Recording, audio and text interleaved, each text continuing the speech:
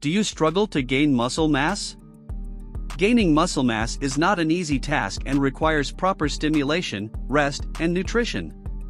But could you be unknowingly doing things that are hindering your own progress? Small details and corrections can make all the difference. For example, what do you do on your rest days? This can significantly affect muscle gain. Welcome to the Healthy Fit Guide. Today, we'll discuss small daily actions and even aspects of your training that might be fundamental to your muscle gain. Before we dive into what we might be doing wrong for muscle gain, let's understand how and why muscles grow. It might sound strange, but the truth is, the body doesn't want to gain muscle. It's not advantageous for it. More muscles mean more energy required, more food intake, and more work for the body. You can observe how easy it is to gain fat compared to how difficult it is to gain muscle. Fat is stored energy, and theoretically, it's more useful for our survival. But if the body doesn't want to gain muscles, why does it still grow them? The answer is simple and even stranger. Because it's lazy. Yes, lazy. When you start squatting with heavy weights, your body exerts a significant effort. This effort affects your energy stores, tendons, joints, and tires you out. These stimuli make the body think, how can I squat again without suffering as much? I know. By increasing leg muscles, the effort will be reduced. And with that, let's move on to the first essential tip for gaining muscle mass. Increasing weights. As we've seen, the body doesn't want to gain muscle, but it makes muscles grow if it realizes that it will make a task easier. However, if the weights don't increase along with this growth, the increase in muscle mass also stops.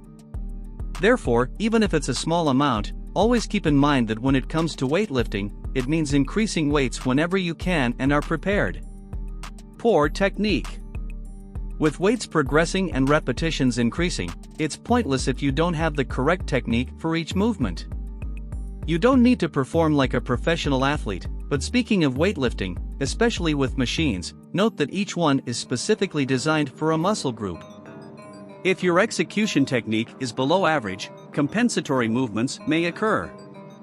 This means you recruit other body parts to perform the movement, and the body understands it doesn't need to increase any muscles, as the movement will be completed one way or another. Inadequate training intensity. This is a controversial topic, as training intensely all the time also hinders muscle mass gain.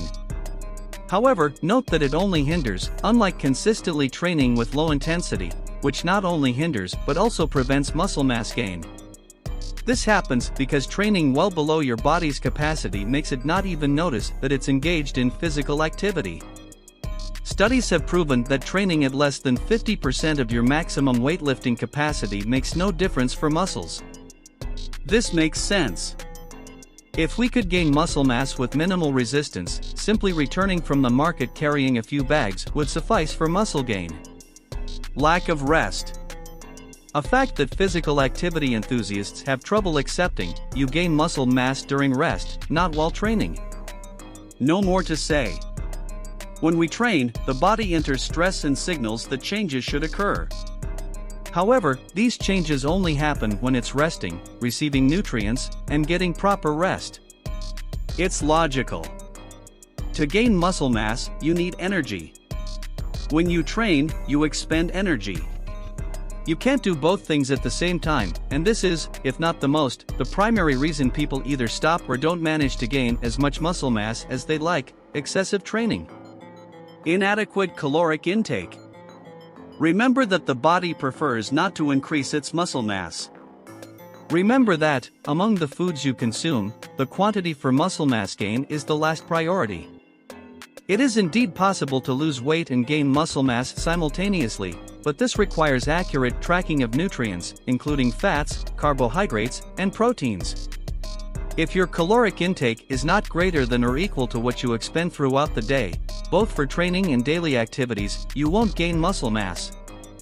This is also logical thinking. If the body doesn't have the necessary calories to sustain itself throughout the day, how will it have surplus energy to build muscles? And that's it for today. Make these small adjustments to your routine, reflect on them, and give them a try. Apply them and see the difference. These tips will undoubtedly help you gain muscle mass. With that, we'll wrap it up. If you enjoyed this content, don't forget to subscribe to the channel and enable notifications. See you next time, and thank you for watching.